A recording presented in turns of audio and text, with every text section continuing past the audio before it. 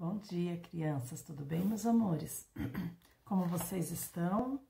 Estão bem, né? A Pro tá tudo bem, graças a Deus. Hoje nós temos a nossa aula de história, né? Aí no dia 8, a aula da semana passada, nós começamos vendo os caminhos do comércio, né? De lá pra cá e daqui pra lá, fala da barraca de feiras, né? Caminho das Índias, né? Aí, ó, produtos do Brasil e de outros lugares. Aí nós entramos aqui, ó, circulação de produtos e produtos desde os tempos antigos, né? De que maneira os produtos nativos de outros lugares chegaram aqui?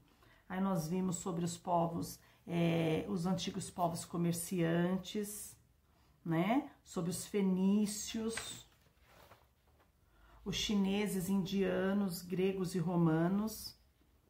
E entramos para as rotas comerciais e a fundação das cidades, né? Como que começaram. Então, passamos pela rota da seda e hoje nós vamos dar sequência aqui no capítulo 2, o comércio com a Ásia e com a África. Entender como que era esse comércio, ok, crianças? O comércio com a Ásia e com a África. Enquanto estava lendo em seu quarto, Masaru não desconfiou que Satiko, sua madrasta, preparava uma surpresa para ele, que foi descoberta devido a um incrível cheiro que vinha da cozinha. Já pensou? Acho que ele vai gostar da surpresa. O cheiro está bom. Olha ele pensando, o que será que eles estão aprontando?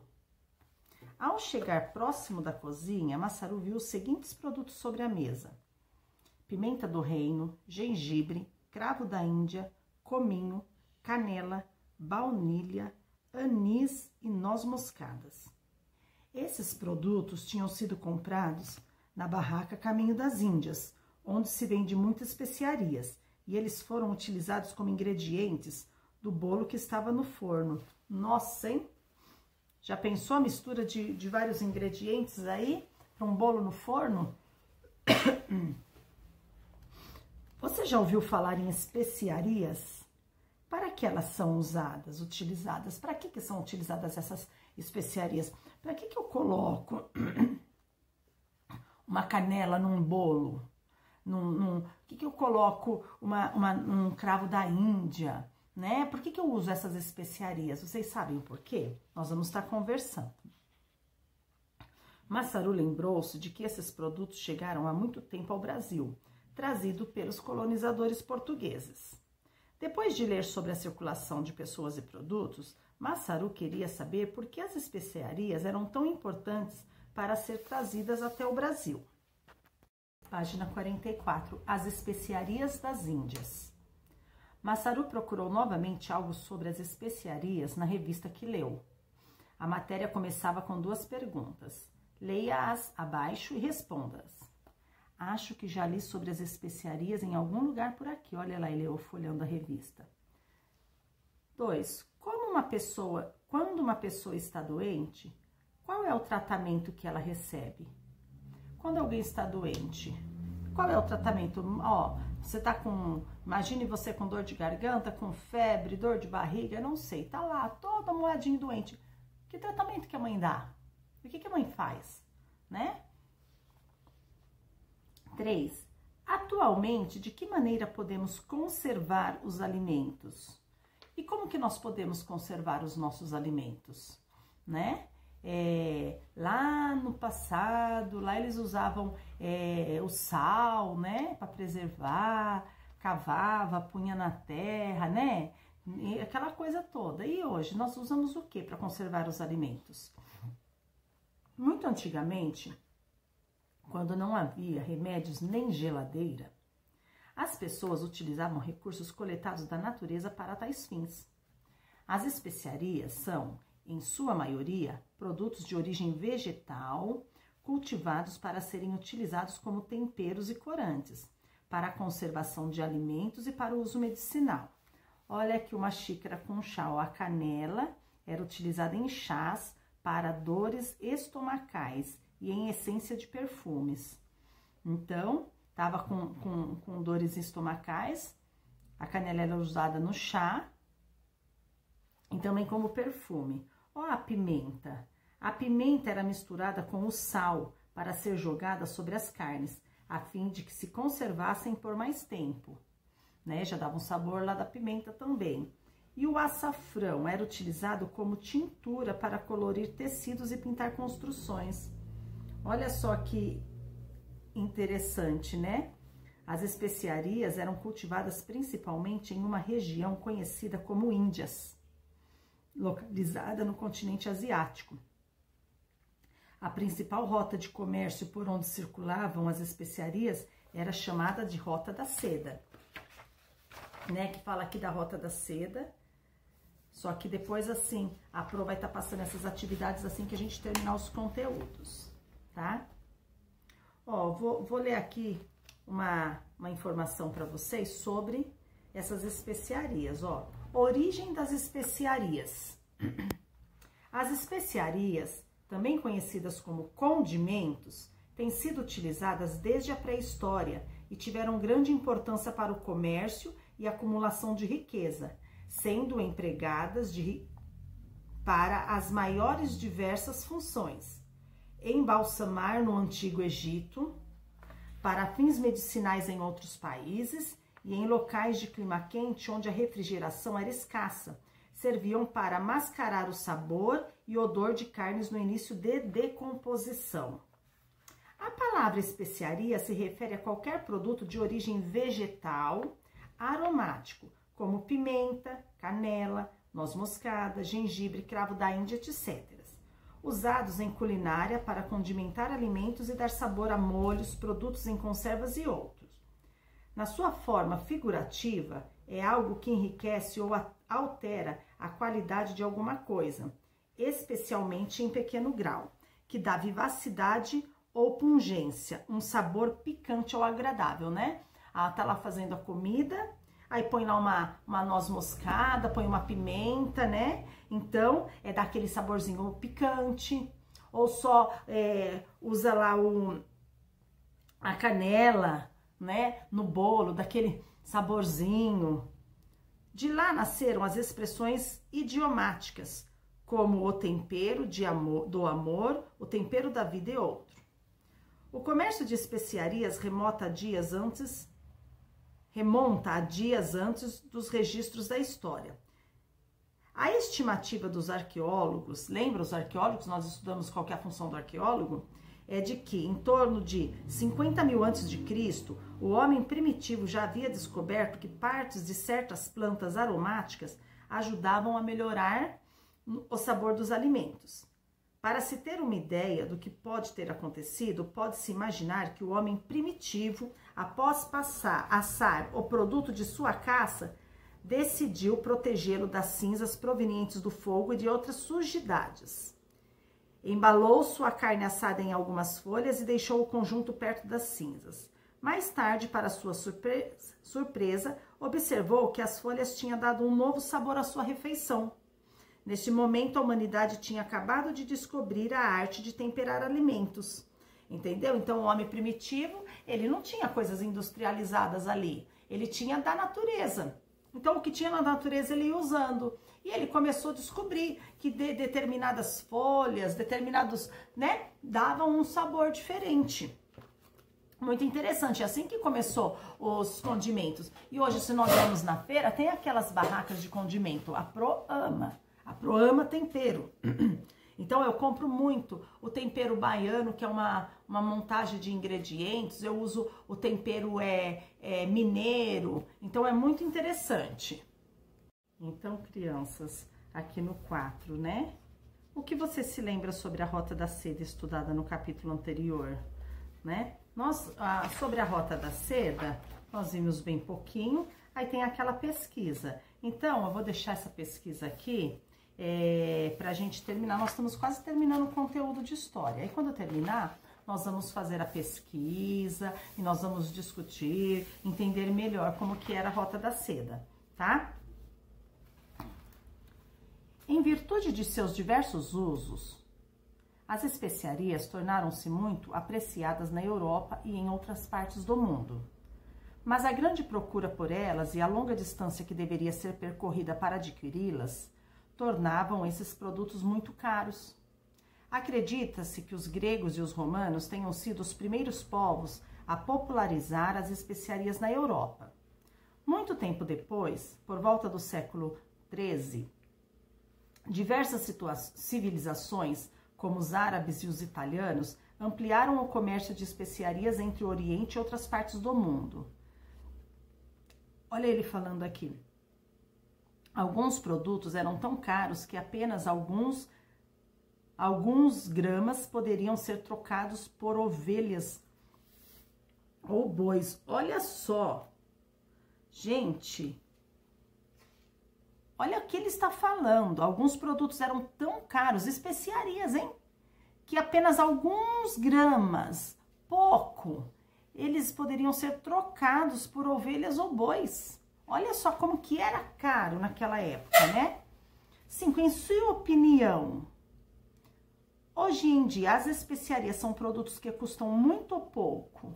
E aí, o que vocês sabem sobre essas especiarias que a mãe usa para tempero, para essas coisas?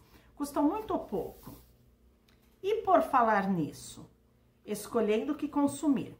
Os pais de Massaru começaram a conversar sobre os preços dos produtos na feira. Eles comentaram que alguns estavam baratos e outros muito caros. Em sua opinião, por que os produtos se tornam caros ou baratos? Por quê? Quando a gente chega na feira, que situações acontecem? O que leva em determinadas vezes o preço estar lá alto e o preço estar baixo? Vamos pensar na agricultura, na plantação, né? Porque de repente aquela barraca lá que tem os legumes, pepino, chuchu, batata, né? Ou as de folhagem, alface, rúcula, brócolis. Por que em determinadas vezes nós vamos na feira, nós vamos procurar e o preço tá caro? E outras você vai e o preço está mais barato? Não é o mesmo alimento? Não é toda, terça-feira aqui perto de casa tem feira, não é toda terça-feira que tem as mesmas barracas, os mesmos tipos de alimento? Por quê? O que acontece? O que vocês imaginam que acontece, né? Tem a ver com o quê? O preço, né? Então, aí nós vamos conversar no chat, lá no Google Meet. Mas vai pensando, por quê? Pergunta pra mãe, por que às vezes tá caro? E tem alguma coisa a ver com o tempo, né? Tem alguma coisa a ver com o tempo, né? O que pode ocasionar de, às vezes, o preço estar muito alto e, de repente, baixo? Nas feiras, os alimentos sofrem constantemente com variações de preços. Essas variações podem ocorrer devido à distância para conseguir o produto. O produto vem de muito longe, né? Ele vai lá, ele foi cultivado, ele foi colhido, aí precisa do transporte, aí vem entre o caminhoneiro, né? A época de colheita. Ixi, agora tá a época de seca. A terra não está produtiva, ou não, tá muita chuva, tá alagando a plantação. Nossa, eu tô perdendo muita plantação, entendeu? A dificuldade no cultivo do alimento ou a eventos naturais que afetam a produção. Aconteceu uma praga de gafanhotos, vamos lá, ou teve que pôr muito inseticida, de repente lá tava com muitos bichos, teve com muito inseticida, acabou sendo uma quantidade maior, né? Então comprometeu com a qualidade do alimento. Então são várias as causas, né? 2. Sua família costuma comparar valores de produtos antes de comprá-los na feira ou no mercado? Mamãe e papai, costuma comparar ou chega e compra no primeiro lugar? O que vocês sabem? O que vocês ouvem a mãe falando, né? 3. Qual é a importância de comparar os preços antes de comprar algum produto? Por que é importante eu comparar os preços? Vamos lá, eu estou aqui passando na Avenida Sapopemba, né? Aí eu tenho o Mercado Escadinha, eu tenho o Mercado Nagumo lá na frente, eu tenho o mercadinho novo que surgiu aqui perto, né? Tem vários mercados. Dá para eu ir a pé. Eu andando a pé aqui da minha casa, do Santa Clara até ali o Nagumo, dá para eu passar por vários mercados. Tem um dia, né? Então aí eu chego lá. Não, mas não. Não, nem precisa. Eu vou já no mercado A. Eu cheguei lá. Nossa, o pacote de arroz tá R$20. Ah, mas eu não tô nem aí, eu pego e compro. Só que depois, por um acaso, eu tô passando no mercado do lado, eu esqueci que eu acabei esquecendo de comprar um coador de café. Quando eu entro lá para pegar o coador de café, nossa, eu paguei R$20 o arroz, aqui ele está 15, né? Então, qual que é essa importância de comparar? Ou comparar pelos jornaizinhos, né, que são entregues, ou pela internet, entro lá, ó, no Carrefour, opa, deixa eu ver lá as promoções do Carrefour, do Extra, né? Por que que é importante? 4. Quais sugestões você daria para seus pais se precisassem comprar um produto alimentício com preço muito alto? Que sugestão que vocês dariam, né? O pai precisa comprar um produto alimentício com preço muito alto. O que pode ser feito? O preço está excessivo, não é viável eu comprar pelo valor. Então, que opinião, o que vocês conseguiriam falar para o pai e para a mãe de vocês, ok? Produtos vindos da África. Nós vimos as especiarias das Índias, né? Ali. Agora vamos lá. Que cheiro bom! É café. Sim, fresquinho. Sabia que o café já foi tratado como especiaria? Nossa, tratado como especiaria. Hoje a gente tem café assim, né? Vamos entender? Embora Masaru já soubesse o que eram as especiarias, não tinha conhecimento de que elas também existissem em outros lugares do mundo. Como ele é bastante curioso, voltou para seu quarto em busca de mais informações sobre o que seu pai disse. Em sua pesquisa, Masaru descobriu que, na época em que a região das Índias era frequentada por muitos mercadores, o continente africano também se destacava por seus produtos locais. 1. Em sua opinião, quais eram os produtos comercializados pelos povos africanos? Vocês já tiveram essa curiosidade de saber quais produtos, né, eles eram comercializados pelos povos americanos? Ó, além das especiarias vindas das Índias, outros locais do mundo também produziam produtos que eram de grande valor comercial no período das grandes rotas comerciais. Na África, por exemplo, havia grandes centros comerciais muito frequentados por europeus e asiáticos. Da mesma forma que nas Índias, o comércio africano passava por longas jornadas até os centros de compras e venda. Assim, animais e embarcações eram utilizados para agilizar o processo logístico das mercadorias. O ouro, olha que interessante. O ouro, por exemplo, era um produto muito explorado no continente africano. Isso enriqueceu muito os exploradores e comerciantes desse produto, né? Vamos aqui aproveitar lendo para vocês sobre a rota comercial da África. O continente africano sofreu verdadeiro assalto a partir do século XV. Era uma imensidão praticamente desconhecida que prometia saciar a sede de fortuna dos europeus. Lá estavam as fontes de produtos que podiam ser vendidos na Europa a preços muito compensadores. Não havia grande resistência, ademais. Os povos africanos eram tecnicamente menos desenvolvidos que os brancos e não podiam resistir à invasão e conquistas europeias. Olha só, chegaram os europeus, né? E os povos africanos, eles tinham menos desenvolvimento, eles tinham menos meios de se defender, né? Então, essa invasão provocou descompensação de tal ordem no cotidiano que até hoje sofre suas consequências. Lá no século XV, lá no passado. Até hoje a África sofre. fome, miséria, brigas tribais, genocídios, tirania, racismo começaram com a chegada dos europeus. A recuperação da África é um compromisso que a Europa ainda não cumpriu. O retorno do investimento feito para empreender a conquista do continente se iniciou logo no litoral, com o aprisionamento da produção que vivia na condição de escravidão. O comércio escravista, o mais vil inventado pelo homem, tomava novas dimensões, agora para satisfazer a ambição daqueles que não respeitavam nenhum princípio, desde que enriquecesse. Então, os africanos começaram a ser escravizados. Os europeus foram para a terra dele, ali tinha riqueza, né? Só que eles tinham mais poder.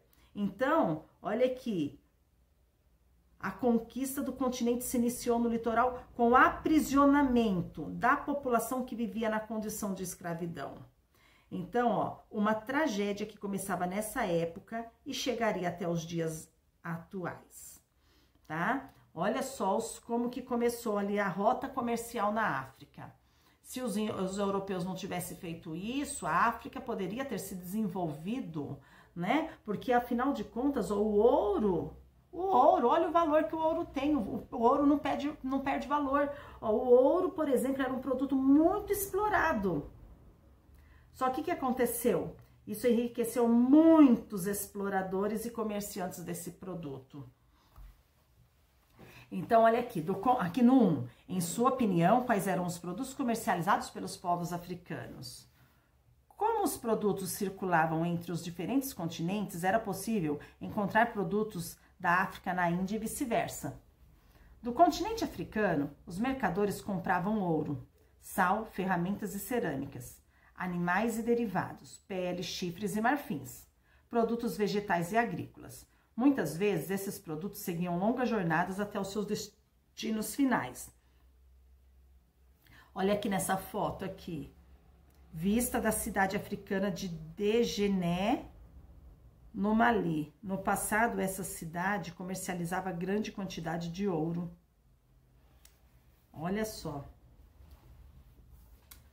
Um novo caminho para as Índias. Massaru descobriu, 7 séculos atrás, os comerciantes que negociavam produtos das Índias e da África, ganhavam fama e muito dinheiro. Por esse motivo, diversos povos estiveram em constantes conflitos pelo direito de negociar diretamente com os mercadores asiáticos e africanos. Você já esteve em meio a um conflito com um amigo ou familiar? Reflita sobre o assunto e depois responda a pergunta abaixo. Você já esteve num conflito? Você e um amigo que quer, ou um primo, um parente, que quer a mesma coisa. Tá lá um almoço em família. Tem um almoço em família, então tem muitos primos, tem colegas. E tem lá, o videogame. Só que não é só você, que é o dono do videogame, que tá lá naquele momento. Ele quer, tem os amigos e tem primos que quer brincar. Então dá um conflito. Não, só em primeira, né? Como que vocês resolvem? Você já teve num conflito assim? Como que você agiu para solucioná-lo? Que estratégia você usou? Bem, hoje você mudaria a forma como agiu para solucionar o problema? Por quê? Então teve um conflito. Você resolveu de uma X maneira. Agora, passou o tempo, você está pensando naquele conflito que teve. Não, mas ali aconteceu A, eu fiz B e C. Aí hoje, passado o tempo, você fala assim, não, mas se eu tivesse feito só o A, teria dado mais certo. Já aconteceu isso? Para evitar consequências mais sérias, como guerras, alguns povos buscaram trajetos alternativos para navegar até o Oriente. Os pioneiros na busca por um novo caminho às Índias foram os portugueses. Os pioneiros, né? Então, para um novo caminho às Índias foram os portugueses. Esse período ficou conhecido como o das grandes navegações e durou do século XV até o século XVII. Durante essa época, os europeus chegaram às novas terras e conheceram diferentes povos que nelas viviam. Os portugueses começaram sua busca por uma nova rota seguindo a costa do continente africano. Ao longo de diversas viagens, eles avançaram cada vez mais ao sul, entraram em contato com diversos povos africanos e fundaram entrepostos comerciais para adquirir produtos locais. Em 1488, após diversos desafios, o navegador Bartolomeu Dias conseguiu contornar e ultrapassar o Cabo das Tormentas, região ao sul do continente africano conhecida por condições de tempo e correntes marítimas que dificultavam a navegação. Tal feito abriu caminho para os portugueses chegarem até as Índias. Desde então, o local passou a se chamar Cabo da Boa Esperança. O primeiro navegador a chegar às Índias foi Vasco da Gama em 1498, tá? Olha aqui, você sabia? No século XV, a principal rota utilizada pelos europeus para chegar às Índias era por meio do Mar Mediterrâneo. Porém, os árabes, em virtude de rivalidades religiosas, impediram outros povos de utilizar suas rotas, o que provocou uma busca de novos caminhos ao Oriente. Então, ó, a principal rota dos europeus era o Mar Mediterrâneo. Só que, por rivalidades religiosas, os árabes impediram que outros povos passassem por esse caminho. Então, o que aconteceu? Os portugueses, eles tiveram que buscar novos caminhos, né?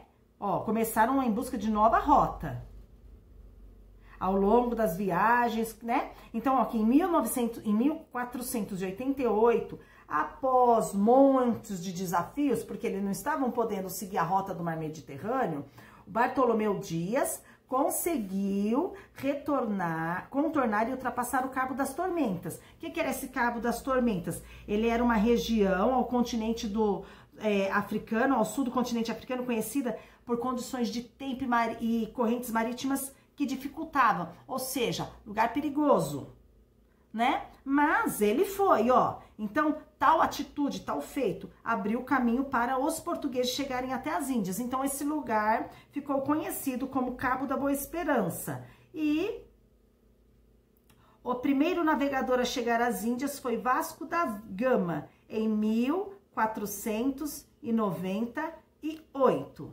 Então, ó, em 1488, o Bartolomeu Dias conseguiu contornar e ultrapassar o Cabo das Tormentas, né?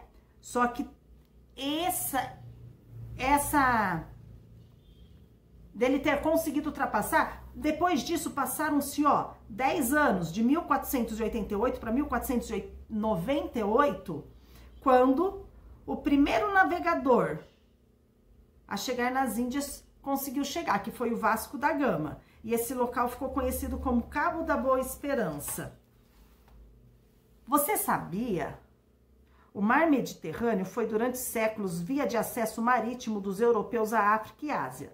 Com a tomada de Constantinopla pelos turcos, a passagem para as Índias ficou bloqueada, pois eram tempos de guerras entre cristãos e muçulmanos. Dessa forma, novos caminhos precisavam ser encontrados. Então, eles encontraram aqui, ó, pelo Cabo da Boa Esperança. Aí, nós vamos para a leitura das páginas 48 e 49. 48. Durante a segunda expedição para a região das Índias, comandada por Pedro Álvares Cabral em 1500, os portugueses chegaram à costa brasileira. Seguindo a rota de Vasco da Gama, a esquadra de Pedro Álvares Cabral precisou se afastar da costa africana. Consequentemente, as correntes marítimas levaram-na para a costa brasileira, próxima ao litoral da Bahia. Depois de alguns dias em terras brasileiras, Cabral e sua esquadra seguiram para as Índias. O que seria esquadra? É um conjunto de navios. A partir do que você leu sobre as navegações portuguesas, indique no mapa abaixo a rota de cada que cada navegador utilizou. Então, aqui, ó, vamos ver aqui. Tem a legenda, né? O meu tá branco e preto, né? Então, vocês deverão colorir o caminho de Bartolomeu Dias, de vermelho, o de Vasco da Gama de laranja e o de Pedro Álvares Cabral de rosa. Então, vocês vão colorir aí, tá? Lembrando, aqui, ó, aqui tem as cores, Bartolomeu Dias, Vasco da Gama, Pedro Álvares Cabral. Aqui pra mim é branco e preto, então não aparece. Massaru ficou surpreso com o longo caminho pelo qual os portugueses passaram para chegar às Índias. Será que houve outros desafios? As viagens marítimas só foram possíveis graças a uma série de avanços técnicos e científicos relacionados a estudo nas áreas da construção naval, da astronomia, da localização e da cartografia. Naval é tudo que diz respeito a navios. Aqui na 49, nós temos uma pesquisa que fala, faça uma pesquisa para descobrir quais foram os principais avanços técnicos e científicos que permitiram aos europeus iniciar o período das grandes navegações. Só que essa pesquisa eu vou deixar para quando acabar o conteúdo, tá? Então, não vai fazer hoje. Mesmo com todos esses avanços, a vida a bordo de um navio da época, como as caravelas, era bem difícil. Olha ali a caravela. A viagem de Portugal até as Índias poderia durar até 6 meses. Diante disso, e da quantidade de pessoas envolvidas nessa tarefa, era necessária uma incrível organização. Em cada navio cabiam em média 200 pessoas responsáveis pela viagem até as Índias. Olha uma caravana portuguesa, né? Se você fosse convidado para realizar uma viagem para as Índias, como a organizaria? Pense em quem você levaria, quais seriam as etapas da viagem, quais mantimentos seriam levados, como as pessoas deveriam se comportar, o que você faria quando encontrasse novos povos, etc. Então, aqui também, depois nós vamos fazer assim que terminar os conteúdos, para não ficar com muita coisa acumulada. Ao longo da viagem, as pessoas a bordo das embarcações estavam expostas a muitos riscos, como desenvolver doenças e intoxicação alimentar, visto que a condição higiênica dentro dos navios não era adequada. Era comum a água e a comida estragarem. Além disso, a falta de diferentes vitaminas, em razão da baixa variedade de alimentos, causava uma série de doenças, como escorbuto. Massaru reconheceu que aqueles que participavam das expedições para as Índias precisavam de muita coragem para enfrentar tormentas, ataques piratas, doença e todo tipo de desafio que as viagens oceânicas apresentavam. Olha ele falando, os navegadores que se aventuraram nas viagens para as Índias deveriam ser muito corajosos. E aí, o que vocês acham? Então, hoje, vocês veem que tem mais leitura, né? Então, aqui nós vimos hoje o comércio da Ásia e da África. Amanhã, quando nós formos corrigir, nós vamos estar conversando ainda aqui, ó, dando a quantidade aqui da página 37, povos antigos comerciantes, que um assunto vai dando origem a outro assunto. E nós vamos estar conversando sobre tudo isso, ok, meus amores? Então, por hoje é só.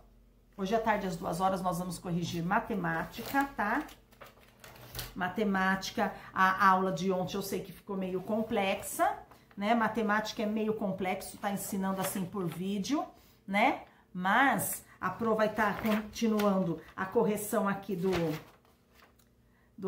e por falar nisso, ser solidária aqui da página 37, que ainda está na multiplicação, né? Nós vamos terminar de corrigir a multiplicação. Se der tempo, a gente já entra na subtração. Se não der tempo, na próxima aula a gente faz a subtração. Ok, crianças? Fiquem com Deus. Boa aula até as 2 horas.